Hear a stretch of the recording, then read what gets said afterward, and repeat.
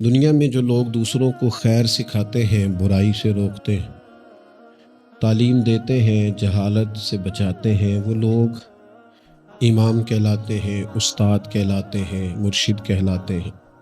بھلائی کے پیغام کو عام کرنے والے کو لوگ مصلح سمجھتے ہیں، اس کو اپنا بڑا جانتے ہیں اور کوشش کرتے ہیں کہ ان سے سیکھی ہوئی باتوں کو اپنی زندگی میں نافذ کریں۔ اللہ تبارک و تعالیٰ نے نا اس ساری امت کو یہ فرمایا ہے، ساری امت کو، کہ تم اس لیے بہترین امت ہو کہ تم نے لوگوں کو خیر کا حکم دینا ہے، تم نے لوگوں کو برائی سے بچانا ہے۔ کنتم خیر امت اخرجت للناس، فرمایا تم بہترین امت ہو، لوگوں کی بھلائی کے لیے تمہیں پیدا کیا گیا۔ تأمرون بالمعروف وتنہون عن المنکر، تم لوگوں کو معروف کا حکم دو گے اور منکرات سے منع کرو گے۔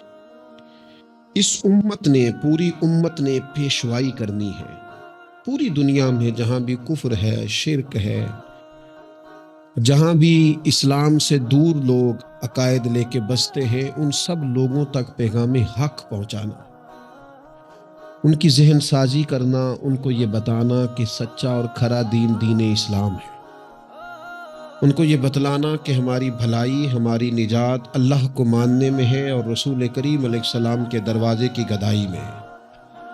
یہ اس پوری امت کے ذمے اللہ نے لگایا۔ ہمارے ہاں لوگ یہ سمجھتے ہیں کہ مجھے نسبت حاصل ہو گئی ہے، اب میرا اعزاز بن گیا ہے، لیکن جو چیز وجہ نسبت ہے اس کو میں اختیار کروں چاہے نہ کروں۔ استاد بڑا باعث افتخار ہے، پر اس کی وجہ عزت یہ ہے کہ وہ پڑھاتا ہے، اور اگر وہ پڑھائے ہی نہ، وہ کہے جی میں استاد ہوں میری عزت کرو، بھئی آپ کا جو منصب ہے وہ بھی تو پورا کریں آپ۔ ایک شخص ہے جس کی وجہ عزت یہ ہے، وجہ فضیلت یہ ہے کہ وہ کسی کو کوئی ہنر سکھاتا ہے، کوئی کام سکھاتا ہے، وہ کہے کہ میری عزت تو کرو، پر جو وجہ ہے عزت کی وہ میں پوری نہیں کروں گا، تو لوگ کہیں گے بھی جو وجہ اعزاز ہے وہ تو آپ نے پورا کیا ہی نہیں۔ اس امت مسلمہ کی جو وجہ فضیلت ہے، وہ سب سے پہلی تو یہ ہے کہ یہ رسول پاک کی امت ہے، یہ سب سے پہلا اعزاز ہے۔ اور دوسری اس کی جو فضیلت اللہ کے قرآن نے بیان کی وہ یہ کی کہ تأمرون بالمعروف، یہ لوگوں کو بھلائی کا حکم دینے والے لوگ ہیں، وتنہون عن المنکر، اور یہ لوگوں کو منکرات سے، بری چیزوں سے، بری باتوں سے روکنے والے ہیں۔ اس امت نے غلبے کا کام کرنا تھا، دنیا پہ دین کے جھنڈے کو بلندی دینی تھی۔ ہمارے ہاں جو ہمارا دین ہے نا، اسے ہم نے بطور مذہب کے لیا ہے، بطور دین کے نہیں۔ ہم دین اسلام کو مذہب کے طور پر لیتے ہیں، نماز پڑھنا، روزہ رکھنا، شادی کا موقع آ گیا تو چلو باقی سارے کام اپنی مرضی کے، اور نکاح ضرور کرنا ہے، ایجاب و قبول کرانا ہے دینی طریقے پر، اچھی بات ہے۔ ہم اس کو بطور مذہب کے لیتے ہیں، بطور دین کے نہیں۔ یعنی ہم کہتے ہیں کہ ہم مسجد کے اندر تو اسے قبول کریں گے، لیکن جب دینی طور پر قبول کریں گے نا، پھر ہم مطالبہ کریں گے کہ کچہری میں بھی رسول اللہ کا دین ہونا چاہیے۔ پھر ہم نفاذ کی بات کریں گے، پھر ہم اس کے غلبے، هو الذی ارسل رسولہ بالہدی والدین الحق، یہ دین ہے، والدین الحق لیظہرہ علی الدین کلہ۔ اللہ فرماتے ہیں یہ رسول ہم نے اس لیے بھیجے ہیں دین حق دے کے، تاکہ اس دین کو سارے دینوں پر غالب کر دیں، اس کا غلبہ ہو۔ ہمارا کفر کے ساتھ یہ طریقہ ہمیشہ یہ رہا، غیروں کے ساتھ، کہ بھئی دین ہمارا چلے گا، تم ہمیں جزیہ دو، اپنے مذہب کے مطابق تم کرو پوجا پاٹ، معاذ اللہ جو تم نے کرنی ہے، اگرچہ وہ درست نہیں ہے۔ لیکن اب کیا ہوا ہے؟ اب یہ ہوا ہے کہ نظام ان کا ہے ہر جگہ پہ،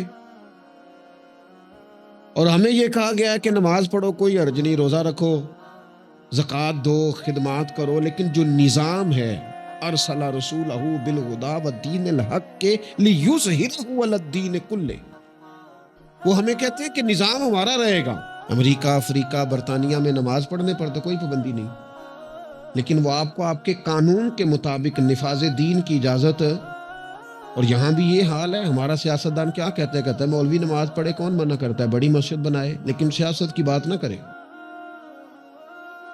وہ غلبے کی بات نہ کرے، وہ اسمبلی میں دین کی بات نہ کرے۔ یہ وہ بنیادی فرق ہے جسے سمجھنے کی ضرورت ہے کہ جب تک نفاذ دین نہیں ہوتا اتنی دیر تک یہ تفریق ختم نہیں کی جا سکتی کہ یہ امیر ہے اور یہ غریب ہے۔ اتنی دیر تک یعنی آپ تک نماز تو آئے گی اگر آپ بطور مذہب دین کو لیں گے، لیکن انصاف نہیں آئے گا۔ انصاف گھر میں تب آئے گا جب دین نافذ ہوگا۔ غریب کو اس کی داد رسی اس وقت ہوگی جب کچہری میں اور جب پارلیمنٹ میں دین آئے گا۔ یہ ضروریات زندگی کی تب پوری ہوگی، ورنہ ٹھیک ہے غریب کی مدد ہو رہی ہے، مسکین سے تعاون ہو رہا ہے اپنے لب و لہجے، تو دین کے لیے جدوجہد کرنا، دین کے نفاذ کی کوشش کرنا، سب سے پہلا مسئلہ تو یہ ہے دین کیسے نافذ ہو۔ سب سے پہلا مسئلہ تو یہ ہے کہ ہمارے اندر وہ خاص شعور ہی نہیں کہ مذہب کو نافذ ہونا چاہیے، کیونکہ اپنی اپنی دکانداری، اپنا اپنا نظام، اپنا اپنا حساب، اپنے اپنی طریقے سے سب لوگ لے کے چل رہے ہیں۔ وہ ایک نظام کے جھنڈے کے تلے آنے کو تیار ہے۔ سب سے پہلی بات تو یہ ہے کہ ہمارے اندر دینی شعور پیدا ہو، ہم پسند کریں اس بات کو کہ اگر نبی پاک نے سادہ کھانا پسند کیا تو ہمیں بھی سادہ پسند ہے۔ ہم پسند کریں اس بات کو کہ اگر حضور نے فرمایا ہے کہ سادی بارات جائے گی، تھوڑے سے لوگ ہوں گے، نکاح آسان ہوگا، وہ برکت والا ہوگا، تو ہمارا یعنی وہ جو ہمارے اندر چیز پنپتی ہے نا کہ میں مطلب چاہ کرنا ہے میرے منڈے دا بیاہ ہے، وہ پنپے نہ، وہ خواہش نہ پیدا ہو۔ سب سے پہلی بات تو یہ ہے ہم کہیں یار میں اسی طرح بیٹی کا بیاہ کروں گا جس طرح مدینے والے نے سیدہ فاطمہ کا کیا ہے، ہم اسی طرح نکاح کو رواج دیں گے جس نکاح کا رواج نبی پاک نے مولا علی شیر خدا کے لیے پسند فرمایا ہے۔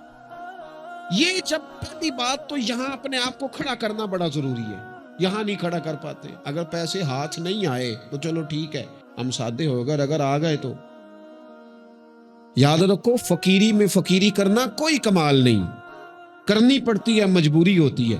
فقیری میں فقیری کوئی کمال نہیں، کمال تو یہ ہے کہ تو بادشاہی میں فقیری کرے، تیرے پاس لاکھوں پڑے ہوں پر تیرا مزاج فقیرانہ ہو، کروڑوں اربوں تو خرچ کرنے کی طاقت رکھتا ہو لیکن تو کہے نہیں میں مزاج فقیر۔ سلام اس پر کہ جس نے بادشاہی میں فقیری کی، سلام اس پر کہ جس نے بے کسوں کی دستگیری کی، سلام اس پر کہ جس نے بادشاہی میں فقیری کی۔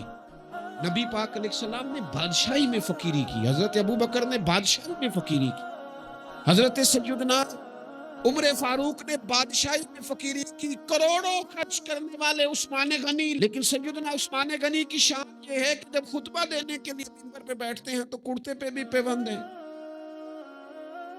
اور ان کی تہمت پر بھی پیوند ہیں اور ان کی پگڑی بھی پرانی ہے۔ تو لوگوں نے کہا یہ کیا ہے؟ تو کہا یہ وہی ہے جو ہمیں مدینے والے رسول نے سکھایا ہے، وہ خرچ کرنا ہے دوسروں پر، وہ سارا اپنے اوپر آسائشیں حاصل کرنا اور پتہ نہیں کہاں سے کہاں نکل جانا۔ حضرت مولا علی شیر خدا امیر المومنین ہیں، لیکن کوفے کی جامع مسجد کے باہر کھڑے ہو کے کہتے ہیں میری زرہ خرید لو، تامت زیادہ پرانی ہو گئی، اب تو پیوند کی جگہ بھی نہیں رہی، اگر پیسے ہوتے تو میں زرہ نہ بیچتا۔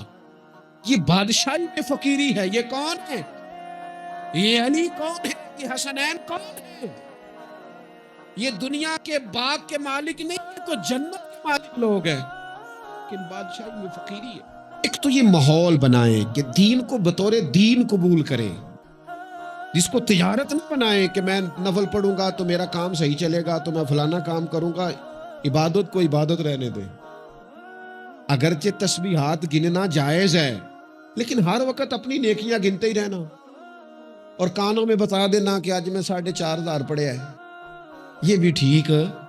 زاہدوں نے یہ عجب کام کیا، اب بس ہے نا کہ تسبیح کے دانوں سے جو کام لیا، چاہیے تھا نا کہ بے شمار پکارتے تجھ کو۔ اور یہ بھی کوئی بات ہے گن گن کے تیرا نام لیا، گن گن کے تیرا نام لیا؟ وہ جو دیتا ہے وہ بھی کبھی گنا ہے، لیکن اس کا نام بھی لینا تو پہلے گن لینا۔ یہ کیا بات ہوئی؟ میں نے کہا گننا جائز ہے، لیکن اس گننے میں اپنے آپ کی بڑھوتری بیان کرنا کہ میں بڑی شے ہوں، میں نے اتنا پڑھا، یہ درست نہیں ہے۔ تو میرے عزیز، ایک تو دین کو نافذ کرے، اپنی طبیعت، جی دین جو کہتا ہے نا، خواجہ صاحب نے خط لکھے ہیں، کچھ 8 خط میں نے خواجہ صاحب کے پڑھے ہیں جو خواجہ قطب الدین بختیار کاکی کے نام ہے۔ ان خطوں میں نا ایک خط خواجہ صاحب نے اس طرح لکھا ہے، اپنے مرید کو کہتے ہیں، خواجہ قطب الدین صاحب کو کہتے ہیں، پتر درویش کی مرضی کوئی نہیں ہوتی، درویش کی مرضی ساڑی تے ہے وے نا، چونکہ اسی درویش نہیں نا، ساڑی تے ہے نا، سویرے ناشتہ مرضی دا، دوپہر کو کھانا مرضی کا، آنا تو مرضی کا، جانا تو، پہننا تو مرضی کا۔ میرے صاحب کے پاس ایک شخص نے آ کے کہا، حضور جو میں چاہتا ہوں وہ ہوتا نہیں، تو حضرت صاحب فرمانے لگے، یہ تو خدائی دعویٰ ہے، جو چاہے ہو جائے، یہ تو اللہ کی شان ہے۔ اتنی بڑی بات تو نے کر دی کہ جو چاہتا ہوں ہوتا نہیں، یہ تو رب کی شان ہے کہ رب جو چاہتا ہے وہ، تو بھدا ہے، تو اتنی بڑی بات کیوں کر رہا ہے؟ خواجہ معین الدین چشتی رحمت اللہ علیہ خواجہ قطب صاحب کو خط لکھتے ہیں اور فرماتے ہیں، پتر درویش کی مرضی نہیں ہوتی۔ حضور کیا کہا؟ تو فرمانے لگے، درویش کی وہی مرضی ہوتی ہے جو اس کے رب کی مرضی ہوتی ہے۔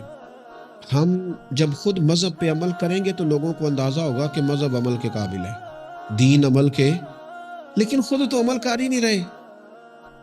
ہر موقع پر برادری سامنے، ہر موقع پر رسم و رواج سامنے، تو دوسروں پر دین کیسے نافذ ہوگا؟ تو کہیں سے شروع کریں۔ دوسری بات یہ ہے کہ اشاعت علم بڑا ضروری ہے۔ دین کی جو بنیادی اور ضروری تعلیمات ہے، دیکھیں کسی شخص کو کی روزی روٹی ٹھیک کر دینا بھی بڑی بات ہے، لیکن اس کو علمی طور پر مضبوط کر دینا، اس کو اللہ والا کر دینا، اس کا توکل مضبوط کر دینا، اس کے مزاج میں صبر پیدا کر دینا، حوصلہ پیدا کر دینا، خودداری پیدا کر دینا، عزت نفس اس کی طبیعت میں ڈال دینا، یہ اس کی جو خدمت ہے نا، یہ والی، یہ بہت بڑی خدمت ہے کہ آپ نے کسی بندے کو اخلاقی طور پر دینی، روحانی اور مذہبی مزاج دے دیا۔ رسول اللہ صلی اللہ تعالی علیہ وسلم کے زمانے میں صحابوں کے پاس کروڑوں اربوں خربوں روپے نہیں آئے تھے، ان کے پاس کیا آیا تھا؟ خلق محمدی کا رنگ آیا تھا ان میں، صلی اللہ تعالی علیہ وسلم۔ اس کو سیکھنے، سمجھنے اور عمل کرنے کی عادت۔ لوگوں میں پیغام دین اور اشاعت علم، یہ بڑا ضروری کام ہے، اور انسان ساری زندگی سیکھے۔